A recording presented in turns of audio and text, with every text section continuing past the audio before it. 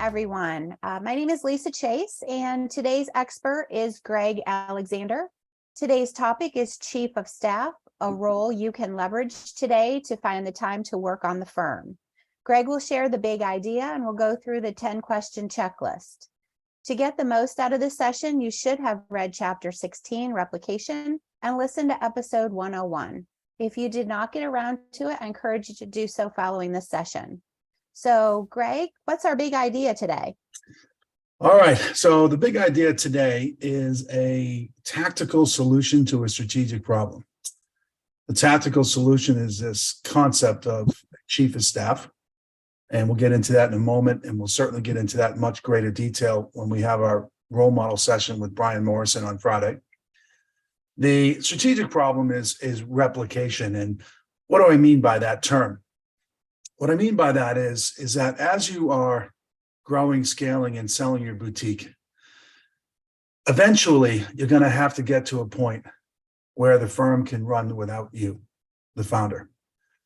All the things that you do for the firm today, other people have to be able to do them as well as you can do them, preferably better than you can do them.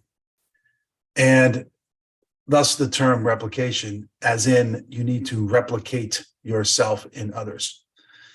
Now, in about 2 weeks' time, you're all going to be getting a present from me, which is a copy of my new book titled The Founder Bottleneck, How to Scale Yourself.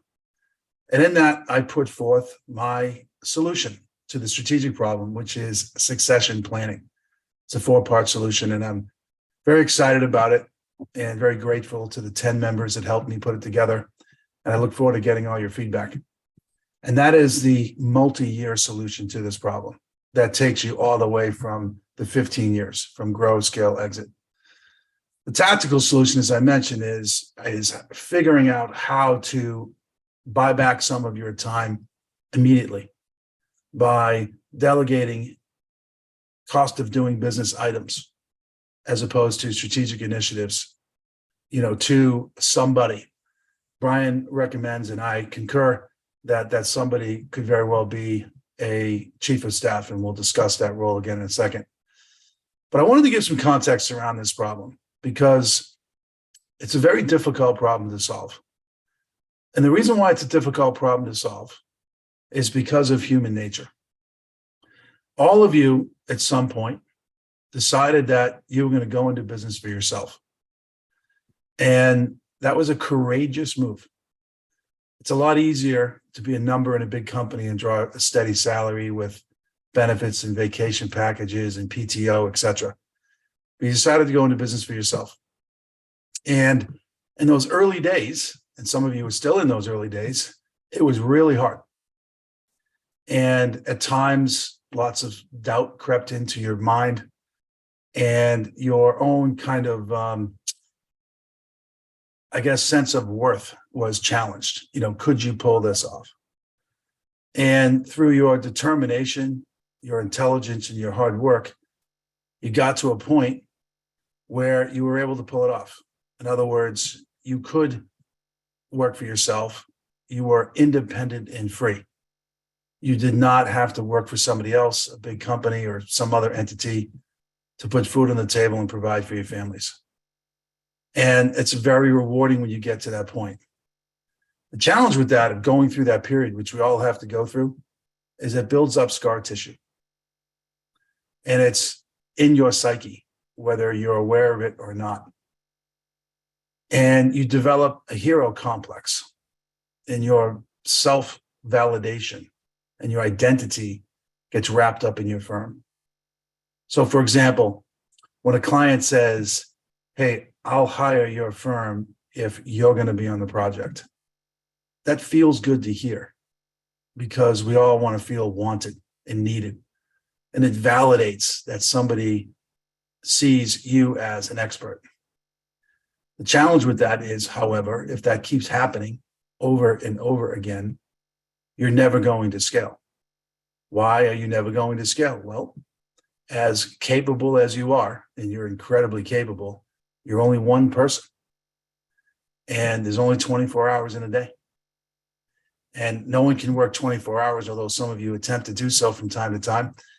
There's only 24 hours in a day. And scaling a firm is just too much work for one person. So then what happens is the myth of entrepreneurship gets revealed. And if there's one thing that you take from this session today, this is what I would like it to be: the myth of entrepreneurship. And here's what that myth is. You go into business for yourself and you think you're working for yourself, but you're not. That's the myth. You start out working for your clients. And guess what? Since they're paying the invoices, they're the boss. So you're not working for yourself, you're working for them. Then you get a little bigger and you start hiring some employees. And guess what? You're now working for them. They're not working for you. How do I know this? I won't ask for a show of hands, but I'm sure if I did, there'd be lots of hands going up. You're in the middle of a project. There's a key deadline coming up, and a key person who's completing a lot of the work resigns and gives you 2 weeks notice. And now you're screwed. Now you got to dive back into the business, rescue the project. You got to do damage control with the other employees. Oh my God, why did Mary Sue, our top performer, quit? You got to explain it to the client, so on and so on. So that's the second part of the myth. When you start to scale, you end up working for your employees. Here's the third part of the myth. When you get to exit, you end up working for investors. Professional services firms, with rare exception, I was lucky to be one of the exceptions, but with rare exceptions, when you sell, you're on an earnout for a couple, maybe 3 years. Or if you sell to a financial buyer, you're rolling some of your equity. And next thing you know, you're reporting to a board. The board has a monthly operating meeting. They're holding you accountable to things like a sales forecast and expense budgets, and you end up working for them. So the myth of entrepreneurship is real. I've had this conversation with some of you, and you don't agree with me, and I respect your opinion. However, I'm convicted in my opinion, and I think you're wrong. That there is a myth of entrepreneurship. You're not working for yourself. So if you agree with that premise, that you start your firm and you end up working for 3 people in sequence, first your clients, then your employees, then your investors, then you come to realize that this issue of replicating yourself is not optional. It absolutely, positively has to happen, or you're in living hell. Because the workload is just so much as you get bigger that, what are you going to do? Work Christmas Day? You just can't do it. So then what happens is your incredible reserve of courage gets tapped again. This time not to start a firm, but this time to scale a firm. So you identify what's called a high potential employee or high potential employees. And the definition of a high potential employee is somebody who's a superstar in their current job, however, has a lot more to give. That superstar employee could potentially be your successor, or at a minimum, take on major functions within your company. And you identify that person and you start delegating. And then because you're an entrepreneur and you're a certain personality type, and whether you're willing to admit this or not, you're a control freak, that person you start delegating to doesn't do it exactly the way that you want to do it. And at that moment, your maturity level gets revealed. You're either mature enough to say, I trust this person. I made this decision and I'm going to get out of this person's way. I don't want this person to be a robot. And I'm going to allow them to do it their way as long as the desired outcome gets realized. That's the mature founder. However, most of us are first-time founders. So the first time we do this, we're immature. I certainly was. And my high potential employees were basically Greg bots. I was the hero and they were my helpers. And I would document my process and say, follow these 15 steps in this order by Friday or else.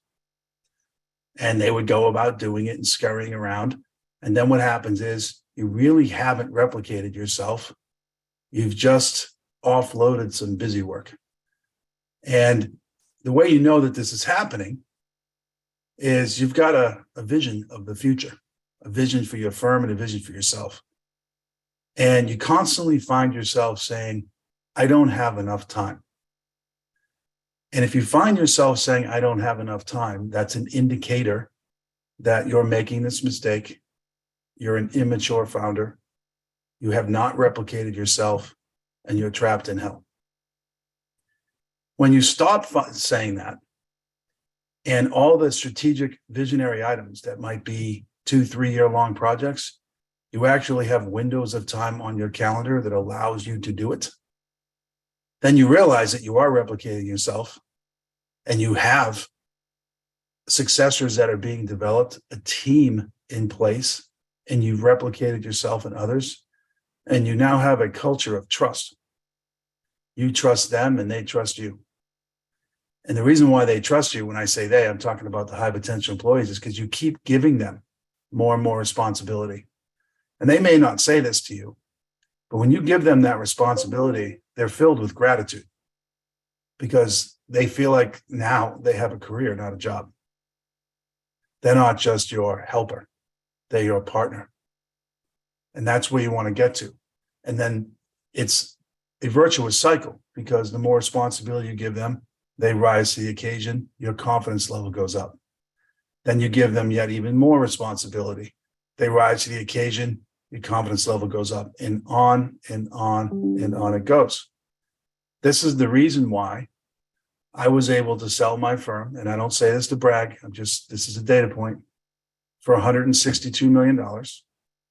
And I had no earnout, and I had no private equity role. I got paid in cash up front and left that day. And as a result of that, I'm now in front of you on the next chapter of my life. And it's because when the investors bought my firm, they didn't need me. I truly built a firm that wasn't dependent on me to run it.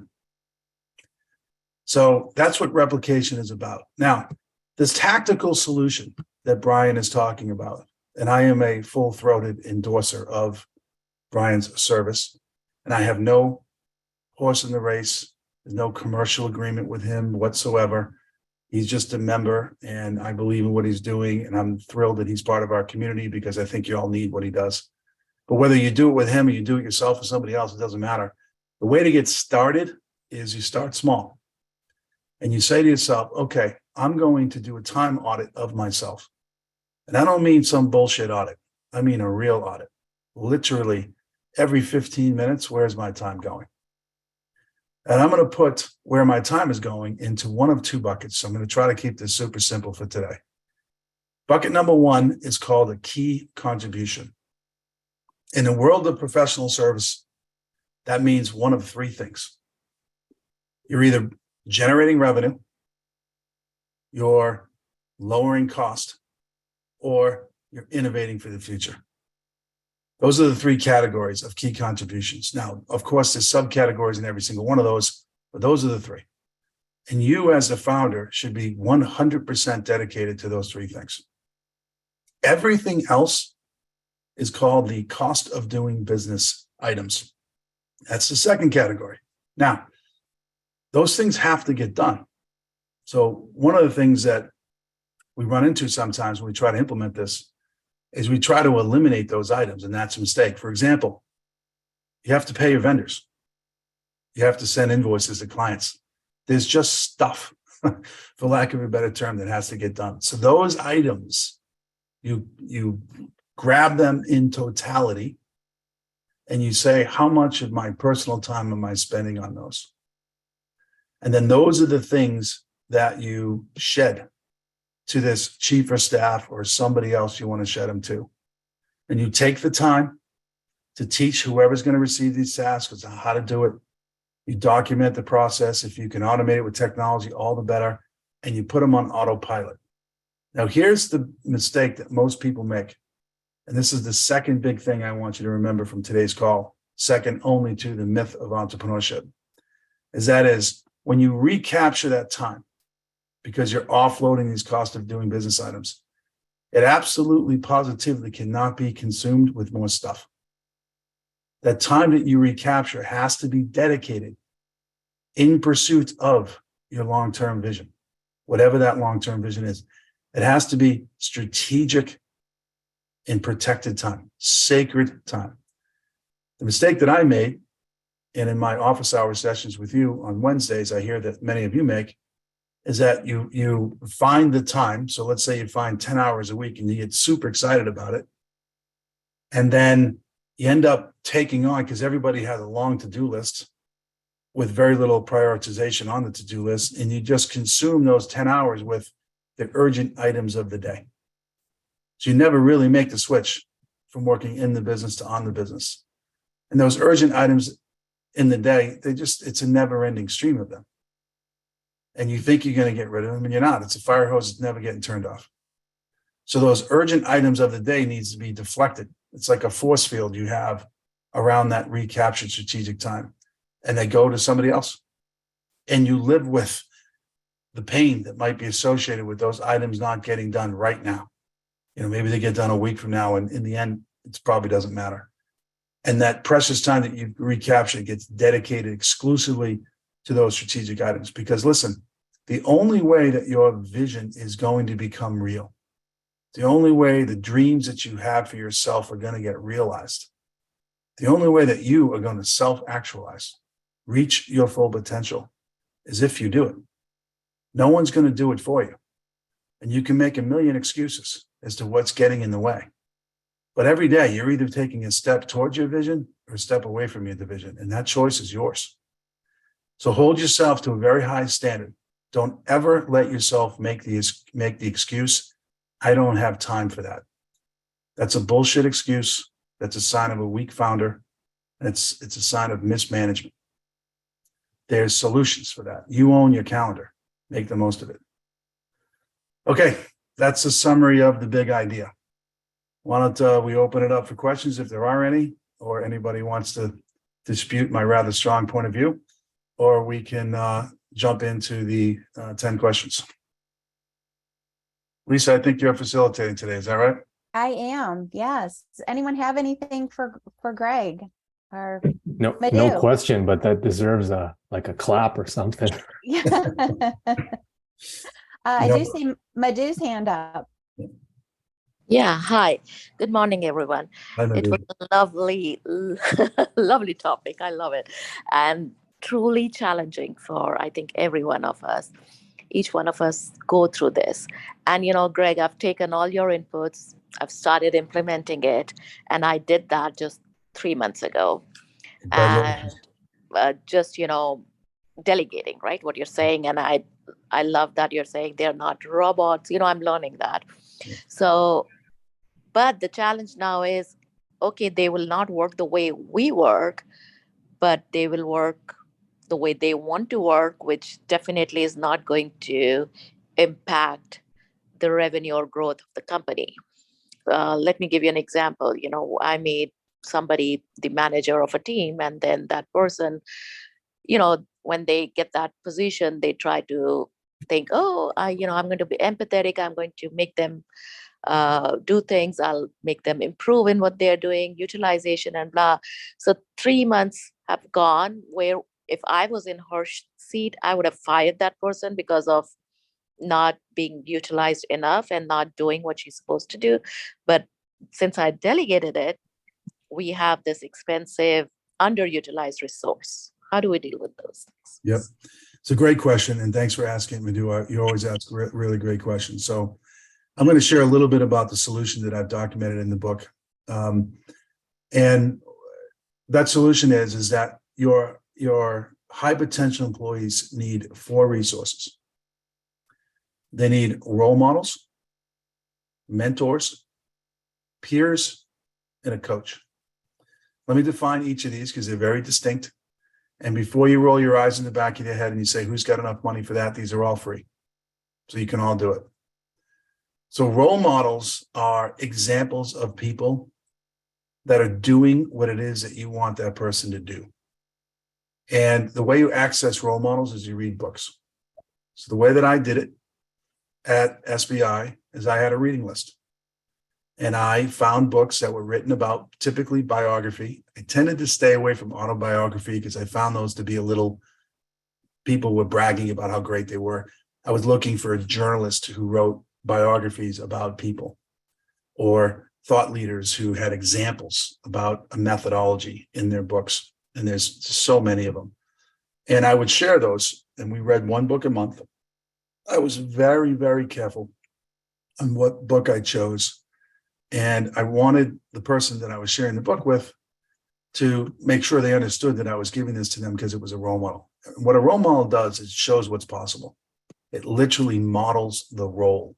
That's why it's called a role model. Every Friday here at Collective 54, we profile a role model. Bryon will be our role model this week. And the power of role models cannot be overstated. So that's a role model. A mentor is different than a role model in that you have access to a mentor. Now, what's great about a mentor is the mentor has no skin in the game.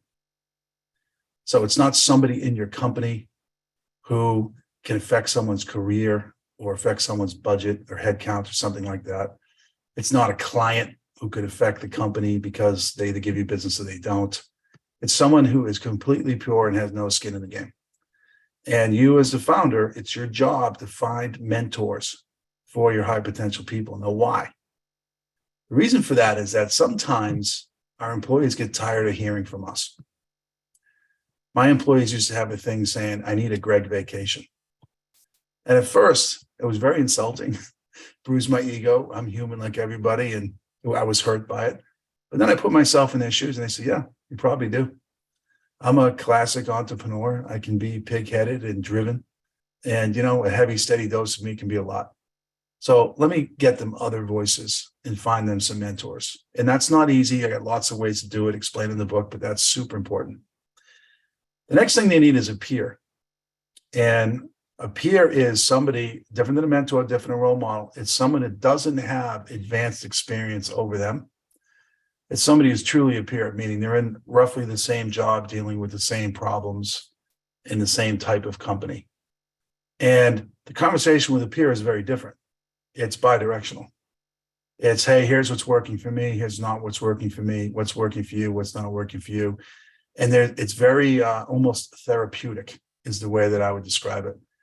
It can get lonely out there, particularly in this hybrid remote work environment that we're in. So when you have peers, it's just great to have those conversations. And sometimes your level of self-awareness goes up when you have peers.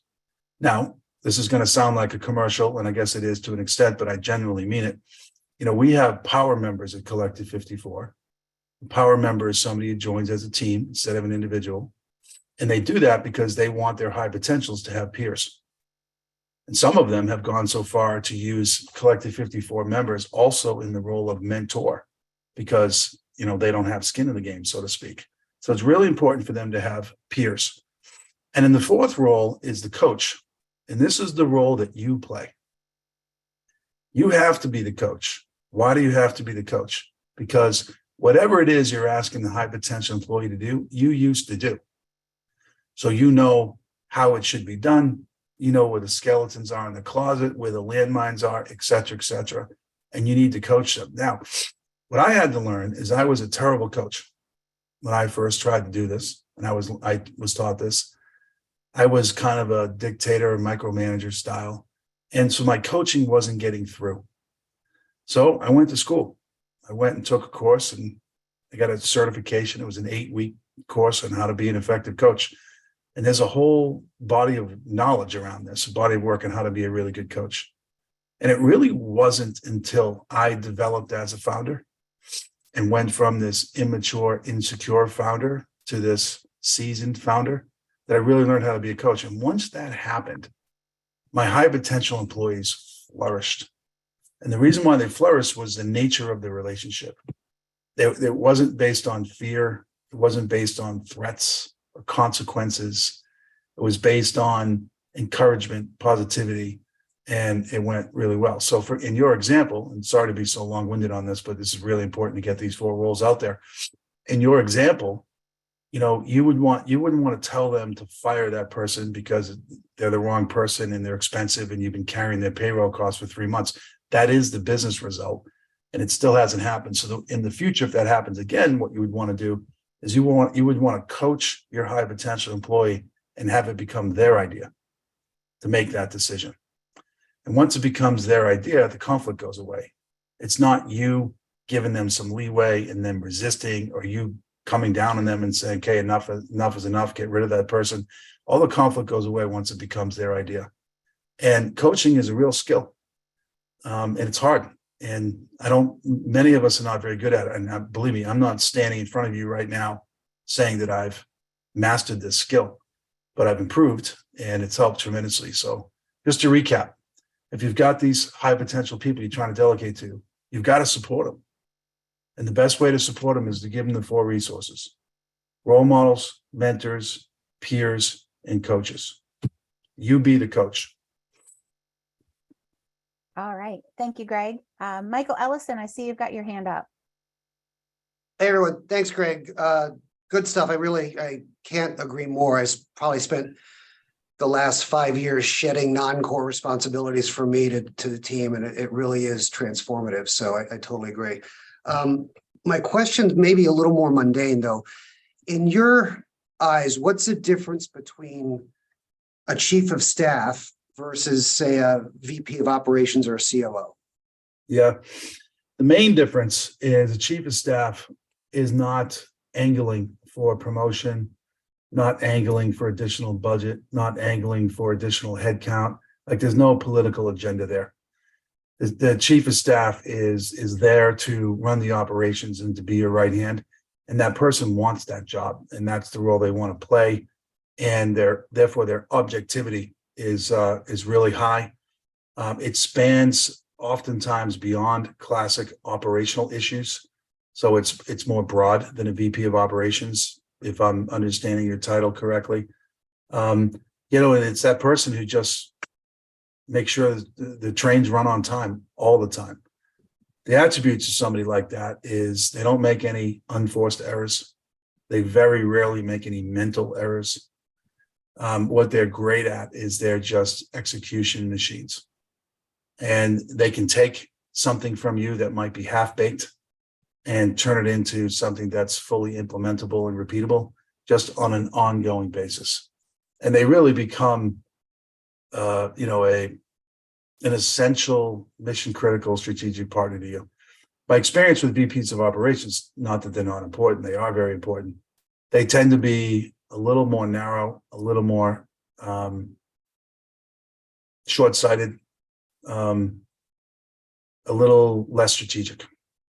Does a chief of staff have somebody reporting to them, or like do departments report up to them essentially, or is it a glorified assistant? It's not a glorified assistant, and sometimes that is the mistake that people make. And this is great. I hope you can show up on Friday, because it'd be a great question to ask Bryon, because this is what he does for a living. Nobody reports to them, but in reality, everybody does. They're so much in the workflow of everybody else's job that they become almost the unofficial leader of the firm. But you don't burden them with staff. You don't want them to be people managers. You want them to be project managers. Got it. Maybe that's a way to think about it now that I'm talking this out with you, Michael. They're really not managing people or teams. They're managing the projects that need to get done. They get up in everybody's business and make sure the stuff gets accomplished. And when you got a really good one, your team that fall in love with them or her, because they're such a value add. That maybe the VP of operations is struggling with something, sits down with the chief of staff and says, "Here's what's going on," and the chief of staff somehow has got a solution to that, and he's a multiplier. Bryon calls him an executive multiplier, and I love that term. Like, everybody gets better because that chief of staff is on the team. It's kind of like, to use a sports metaphor, it's kind of like a point guard. He gets the ball to the right person in the right spot at the right time in the game. Interesting. Yeah. All right, thanks. Yep. Yeah, excellent question, Michael. Jerome, I see your hand up. Hi, and thanks again, Greg, for this is a great call, and thank you, Bryon, for all that you do. I have to say I'm a huge fan of Bryon. I've always have been. I've used services. Everything that Greg said is exactly accurate. And I saw Bryon shaking his head up and down because that's true. Well, my question stems from I have a person in my office, based off of what you were saying about the role model, mentor, peer, and coaching. I have a person in my office who is a power member, and I'm having a hard time getting her to understand that she needs more development. And she's been with me for 5-6 years. I just promoted her to director of operations. But she's not taking like a chief of staff role or anything like that. But it's just trying to get her to understand. I feel like I make a wrong. I don't want to say I made the wrong choice, but it may be just a lack of maturity or a way of me explaining to this person why they need the role model, mentor, peer. I understand that easily as a business owner, as an entrepreneur. Yeah. So let me give you my thoughts on that, Jerome, and it's always good to see you. So in my own personal experience, I mishired I should say I misselected my high potentials often in the early days. Now, thank heavens I corrected that, but I confused the top performer and the high potential. Just because somebody is a top performer in their current job does not mean they're going to be a high potential employee. And what I did was somebody would thrive in their current position, and I just incorrectly assumed that they could do more for the firm. And I started delegating some things to them, and they couldn't grow into the role. And two very bad things happened there. One, the items that I was delegating weren't getting done, and that was frustrating for me, of course. But also, I took this top performing person and made them below average because I was now diluting their performance with stuff they shouldn't be focused on. So what I would suggest is making sure you have a way of measuring potential, and you can distinguish the difference between a top performer and a high potential. And the easiest way to measure potential is to give the high potential, not to use that word too much, couple of projects. These would be stretch projects and things that would push them outside their comfort zone. Give them purposely little direction and see if they rise to the occasion and if they figure it out. And when I moved to that model, what I was really looking for was the will to do it. And because what I found with some of my top performers, I was delegating things to them and it wasn't reciprocated. Like the level of effort or the enthusiasm around what was potential for them, it really wasn't, they weren't as passionate about it as I would have hoped. And then when I located the high potentials, I had just the opposite. You know, we've got in Collective 54, we have a gentleman on our team. His name is Zach Witonsky, and he's a complete high potential. And we delegate things to him that are outside of his job description all the time. And he rises to the occasion with enthusiasm and optimism, and he delivers all the time. So that's an indication, right? That's a distinction between the two. So I think one of the issues you might be having, and this is a hypothesis, I don't know, is you might have picked the wrong person, right? And that's always a possibility. I wouldn't leap to that conclusion. I might do some of these stretch engagements and see, and then you might look at yourself in the mirror and say, am I being an effective coach? Like maybe I have the right person, but maybe I'm not being an effective coach.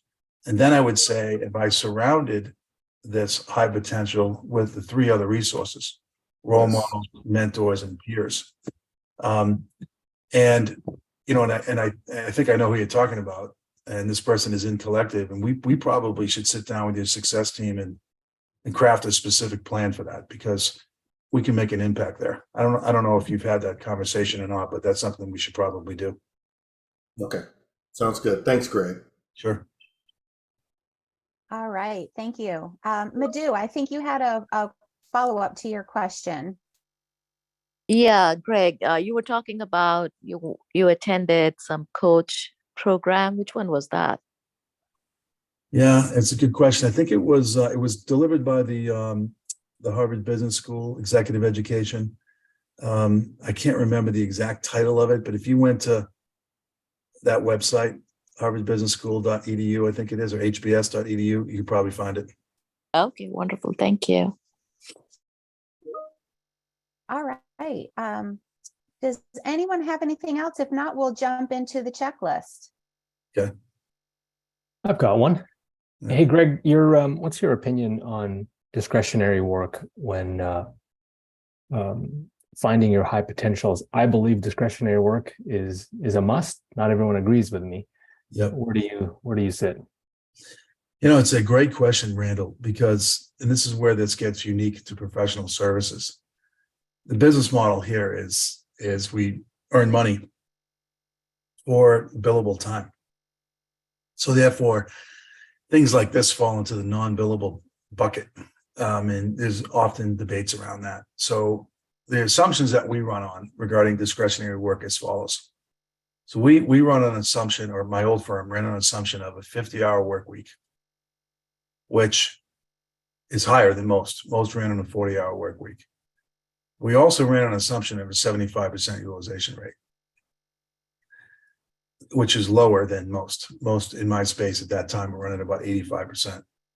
So I had 10% availability on a bigger number, 50 versus 40. And I took those hours, and it wouldn't be so clean. It would be up and down, but let's call it 5 to 10 hours a week. And that was the time that we were investing in that. Now, some of our high potentials got so enthusiastic about it that they worked more than 50 hours a week. That's discretionary time. And that's another indication that you've picked the right person, because not only is it discretionary time, but it's discretionary effort. That employee doesn't have to do that. They're choosing to do that because they want to advance their skills, advance their career. They care about the company. They care about their coworkers. They care about their clients. So they're choosing to do it. And they love what they do. So many of them would tell you, hey, I don't even mind doing it because I enjoy doing it, right? So that's the way that I would think about that. So I don't know what your utilization model is. I don't know what your capacity optimization plan is, but I would start there and do the math on that and make sure there's some standard. It could be as simple as 5 hours a week or something like that, but that becomes the standard of discretionary time. Thanks, Greg. All right. Thanks, Randall. Well, let's jump into the checklist. Question number 1, do you feel like you must do everything yourself? Yep. So that's an obvious one, right? So if you do feel like you have to do everything yourself, then that's an indication that you're not replicating yourself, that you're the bottleneck, that you're making kind of rookie, first-time founder mistakes.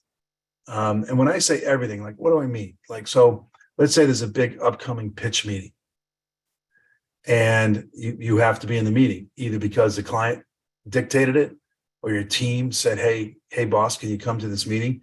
Or you just couldn't contain yourself. It was a big deal. If you get the deal, it's going to move the financial needle. So you're like, damn, I'm going to be in that meeting. Or let's say there's a project underway, and there's a quarterly business review coming up, and the executive sponsor and your client's going to be in the meeting, and the firm's got to perform really well in that meeting. Your contract might get canceled, or maybe it's up for renewal. So then you say, well, I got to be in that meeting. If you're having those issues, then that is an indication. Now, I've got to be in that meeting versus I'm optional for that meeting, are two different things. If your team can do it and you're completely confident with it, but you want to be there anyways, that's a different slice of the pie. If your team literally can't pull it off and you have to be the hero and ride in on the white horse, then that's what I'm talking about here with question number 1. That's the sign of, oh shit, like maybe I've got a problem. And that just doesn't scale when that's the case. I'm such a strong proponent of you, our members, becoming world-class coaches and the multiplier effect that will have on your business. Those key meetings are often a great moment to coach, because you're in the key meeting. Now, be careful. Don't dominate the meeting. If your presence in the meeting sucks all the oxygen out of the room, then you're not doing anybody any service. But you're in the meeting and you can observe your high potentials in action. And then after the meeting, get on a Zoom, or if you're in person, go to a Starbucks and sit down and do a debrief, literally like an hour-long debrief. Okay, so here's what went well in the meeting. Here's what didn't go well in the meeting. How did you interpret the client's response this way? How did you interpret this, et cetera, et cetera? And coach in the moment. Those are wonderful coaching opportunities. So I just wanted to make a distinction around you are optionally being in every key meeting versus you're mandatory being in every key meeting. Slight twist on question number one. Yep. Actually, you just touched on that, Greg. Do you feel like you must be in every key meeting? So great point there. We'll jump to 3. Do clients require you to be directly involved in their projects? Yep. So here's when you know that you have a practice instead of a firm. When a client says something to the effect of, listen, I'm really not hiring your firm, I'm hiring you. You really don't have a firm there. You have a practice. You know, there's not much distinction between you and a small business owner. You know, for example, I've been going to the same dentist for 20 years. And I go to that dentist because of that dentist office because of that dentist. he has a practice. You know, it's a small business operator. You know, a firm is much bigger than the founder. The client hires the firm, whether you're involved in the project or not. That's what this is meant to say. And most of you have shared with me that you dream to be an entrepreneur. And you're only an entrepreneur, in my opinion, when you go full cycle, meaning you launched the firm, but you also exited the firm at some point in the future, cradle to grave. That's an entrepreneur. Up until that point, you're a small business operator. And you never get to that eventuality and validation point if you're running a practice. So at any given moment, you know, you should have multiple clients engaging with multiple employees and you're not involved. That's a sign that you've got a firm instead of a practice.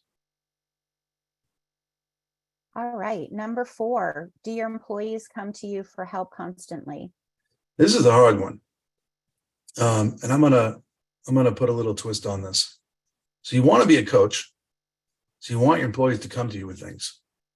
But what are they coming to you with?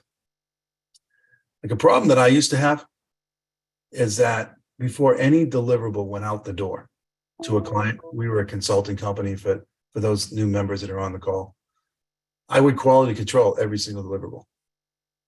Because once that deliverable went out the door, it was out there. And, you know, our clients would circulate that inside the company, et cetera, et cetera. And I would want to make sure that it was exactly the way that I wanted to do it. That's not healthy. You know, that's me, putting my stamp too strongly on somebody else's work. I shouldn't, and that was a sign that I hadn't replicated myself. I felt the quality of our deliverables wasn't high enough. So I needed to assert myself as a quality control person. That's bad. So you want to make sure that you want your employees coming to you, and you absolutely want your high potential employees coming to you frequently and often. And you're not calling them or chasing them. They're calling you and chasing you. But what they're coming to you about is the big strategic items. You know, these stretch assignments that you gave them. You know, not the things that are part of their normal job.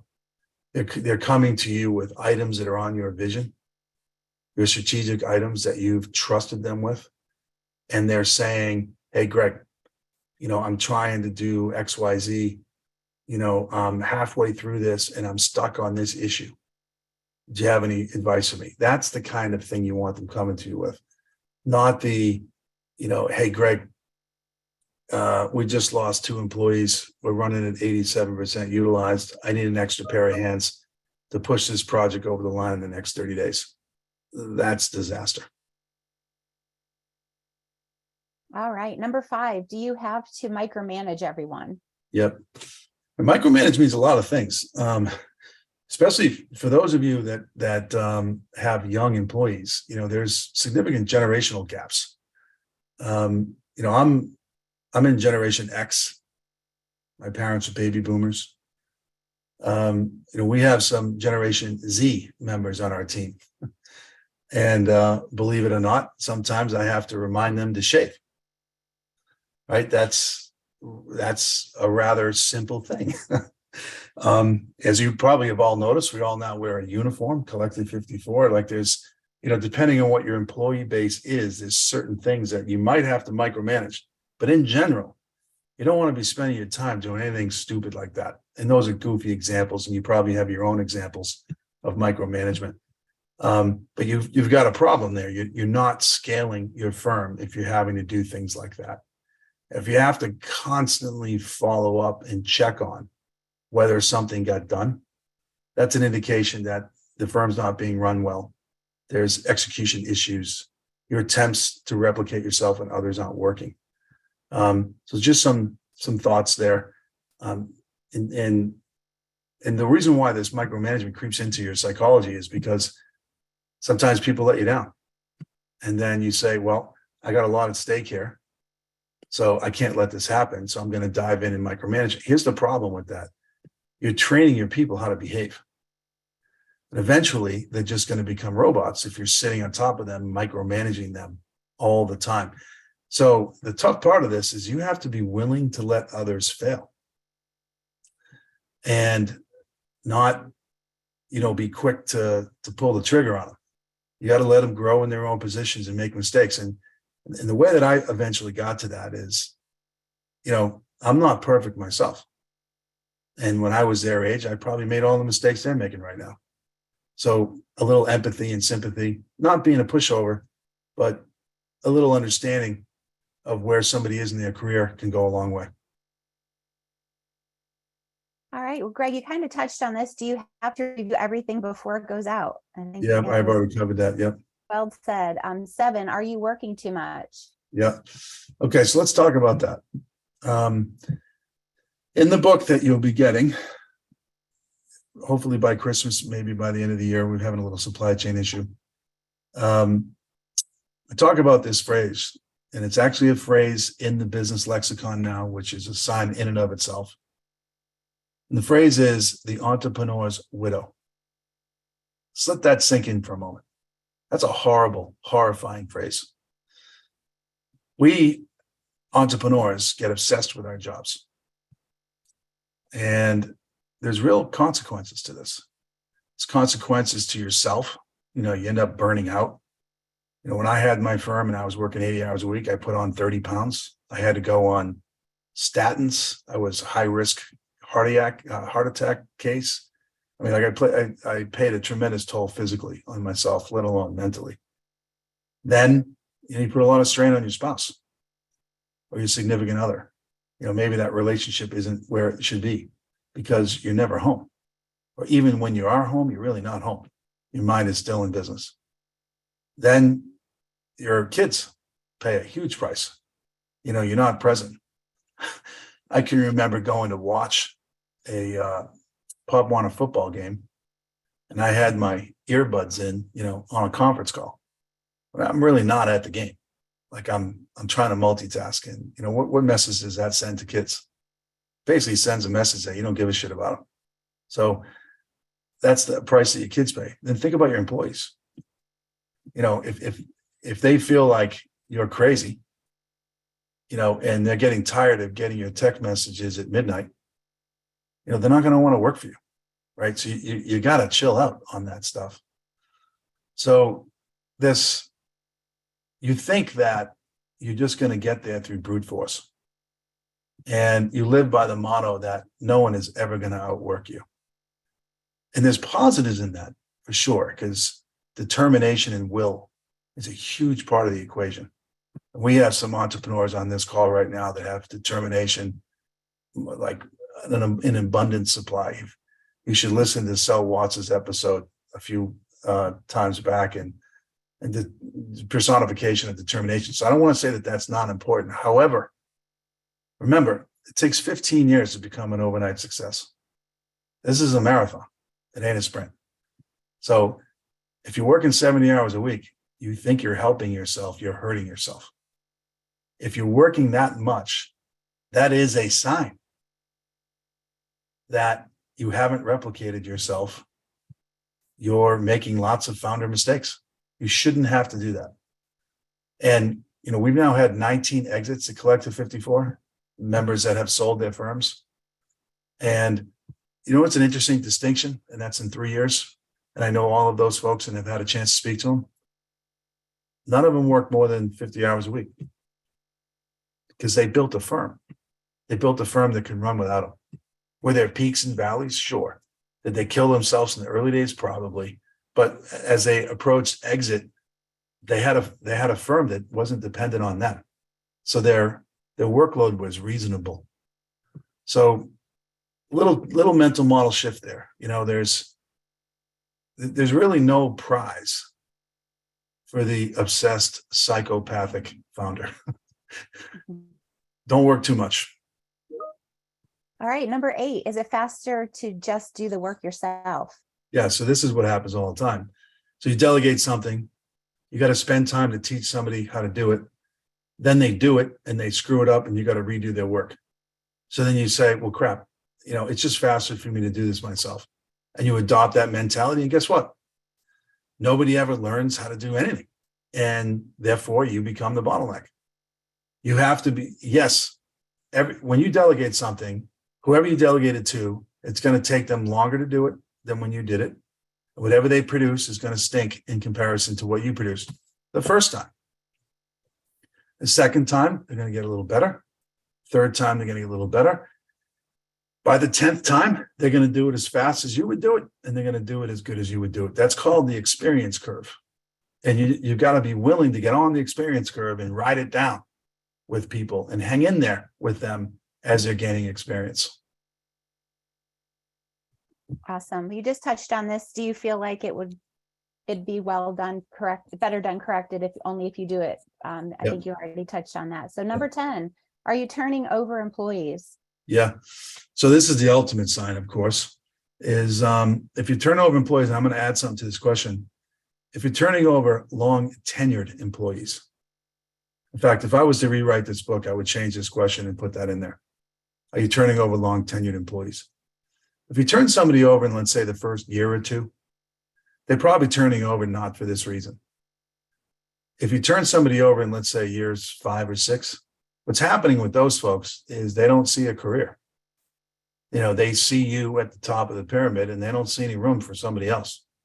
Or maybe they see you and 3 people in between you and them, and they don't see a career. They don't see progression. So they leave, and guess what? They should leave. We all only have one prime. Our professional prime is roughly from the age 30 to roughly the age 60. And if you waste 5 years in a dead-end job that doesn't have the potential of being a career, man, that's a big piece of one's prime. Those are years you can never get back. Now, people that don't think like that, you don't want them on your team. Those are people who have jobs, not careers. You want people, the long tenured people in particular, who want careers. And listen, it's your job to provide them a career and growth. And the way that you do that is that as you're delegating things to them, you're repositioning yourself. You're pushing yourself up the value chain. You're working on your vision. Don't make the mistake of saying, well, if I delegate all this stuff, I've got nothing to do. Well, if you've got nothing to do, then you're a visionless founder. I mean, I would advocate maybe you should sell the firm then. Most founders say, my God, I got 25 strategic things I want to do, but I can't get to them. I don't have the time. Bingo. When you start delegating, you start working on those items. So everybody has a path, including yourself. Your path is the path towards creating wealth. The more strategic things you create, the more wealth you create for your firm. And that pie keeps growing and growing and growing. That's the role of the founder. And that's why you need these mission critical, fantastic human beings called high potential employees. But you got to coach them. You can't just and hope they figure it out. Well, all right. Does anyone else have, I think we have time for maybe one quick question. All right. Well, we're good. Well, thank you, Gray. That was a really great conversation, great discussion. As a reminder, on Friday, Bryon Morrison, co-founder and CEO at Proxxy, will be our role model. And he will talk about the power of replication to remove the founder bottleneck so they can work on this business. Next week's topic is episode 102, how a young and small firm became Monday.com's #1 North American partner in less than 3 years. Our role model will be Noah Burke, the co-founder of OBO, and he will talk about how he has mastered his go-to-market strategy to accelerate revenue growth. This is going to be an outstanding case study that you won't want to miss. As always, we appreciate and take your feedback seriously. Our goal is to make this a great experience that offers you high value. Please take a moment to respond to the poll that you will see on your screen now. Thanks, everybody. Go get them. Talk to them Friday. Thank you, everyone.